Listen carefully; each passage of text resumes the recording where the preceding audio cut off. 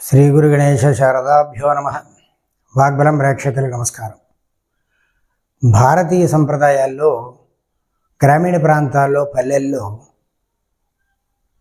ఈ సమయంలో కనకదుర్గ, మహాలక్ష్మి, పార్వతి ఇలాంటి అమ్మవార్ల యొక్క ప్రతిరూపంగా గ్రామ దేవతలను అర్చన చేస్తూ ఉంటారు.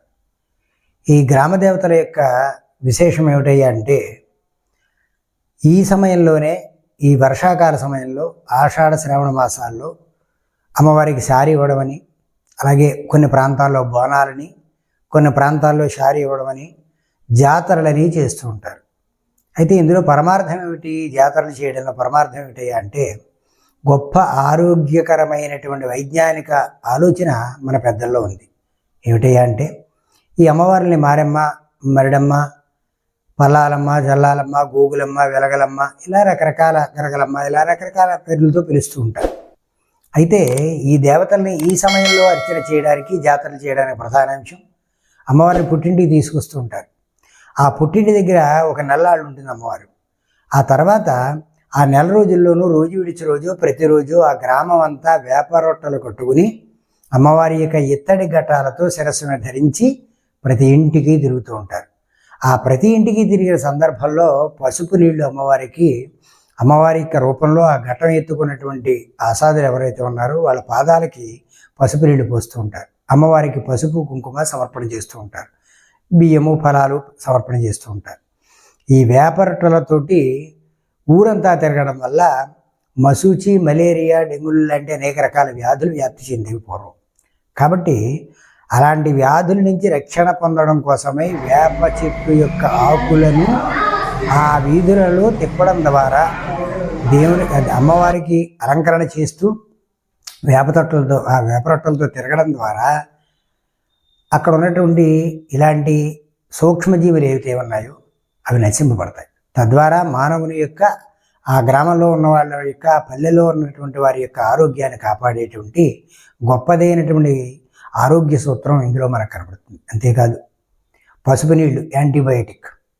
తద్వారా ఒక ఇంటి నుంచి ఒక ఇంటికి వెళ్ళడం వల్ల వాళ్ళ ద్వారా వచ్చేటువంటి అనారోగ్యమైనటువంటి ఏదైనా స్థితులు ఉంటే అవి కూడా నివృత్తి చేయబడి ఒక ఇంటి నుంచి ఇంకో ఇంటికి ప్రసారం కాకుండా కూడా వారిని వారు ఆరోగ్యం కాపాడుకుంటూ గ్రామం యావత్తు కూడా ఆరోగ్యంగా ఉండేటువంటి లక్షణాలు అందులో మనకు కనబడుతూ ఉంటాయి.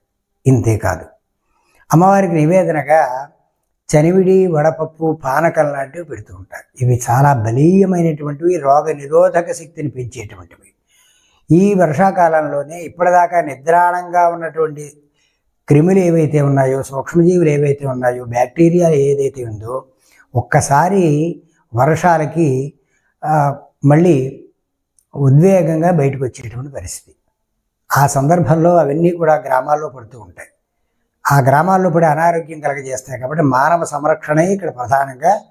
ఒక పక్క ఆధ్యాత్మిక చింతన, అమ్మవారిని కూడా తన యొక్క తోటి చెల్లెళ్ళలాగో ఆడబడుచులాగో చూసేటువంటి లక్షణం, దానికోసం శారీ ఇవ్వడం, ఈ మధురమైనటువంటి ఈ పదార్థాలు, బలవత్తరమైనటువంటి పదార్థాలు అమ్మవారికి సమర్పించడం, తద్వారా ఆ ప్రసాదాన్ని అమ్మవారి ప్రసాదంగా స్వీకరించడం వల్ల బలోపేతమైనటువంటి స్థితి, యాంటీబయోటిక్ శరీరానికి వస్తుంది. అంతేకాకుండా బలులు ఇస్తూ ఉంటారు, కోడి, మేక లాంటివి.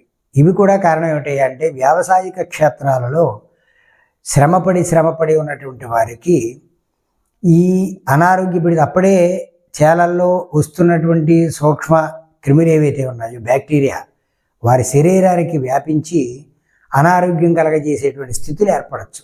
అదిగో వాటి నుంచి రక్షించుకోవడం కోసం, రెసిస్టెన్సీ పవర్ పెరగడం కోసం, స్వీయమైనటువంటి ఆ క్రిముల నుంచి ప్రతిఘటన చేసేటువంటి ఒక బలం కావాలి. కాబట్టి ఆ బలం కోసం తప్పనిసరిగా వారికి ఆ శక్తి రావడం కోసం అమ్మవారికి నివేదన రూపంలో చేయబడినటువంటి ఆ మాంసమని తినడం, కళ్ళు లాంటి పదార్థాలు, తాటి చెట్టు ద్వారా వచ్చినటువంటి యథార్థమైనటువంటి మత్తుని కలిగించేటువంటి పదార్థం ఏదైతే ఉందో అలాంటివి అమ్మవారికి నివేదన చేసి త్రాగడం, తద్వారా బలోపేతమైనటువంటి వారి యొక్క శారీరక దృఢత్వం పెంచడం, బలాన్ని పెంచుకోవడం, బ్యాక్టీరియా లాంటి కొన్ని క్రిముల నుంచి దాడి చేసినప్పటికీ కూడా వాటి నుంచి రక్షణ పొందేటువంటి ప్రయత్నంలో అనారోగ్య పాలు అవ్వకుండా ఉండడం కోసం ఈ గొప్పదైనటువంటి ఆలోచనతో ఈ మాసాల్లో అమ్మవారికి నివేదనల రూపంలో, గ్రామ సంచారం రూపంలో, అనేక రూపాల్లో అమ్మవారికి సత్వగుణ సాంప్రదాయంగా పానకము చనివిడి పెడితే ఒక విధానంగా ఆ మత్స్యమాంసాదులు భుజించేటువంటి వారికి ఆ విధంగా ఆహారాన్ని అందిస్తూ వాళ్ళ యొక్క బలీయతని పెంపొందించేటువంటి ప్రయత్నం ఇందులో గొప్ప వైజ్ఞానిక లక్షణము, గొప్పదైనటువంటి ఆలోచన మనకి ఇందులో కనపడుతుంది. భక్తి అలాగే యుక్తితో శక్తిని పెంచుకునేటువంటి లక్షణం, గొప్పదైనటువంటి లక్షణాలు కదా ఇవి.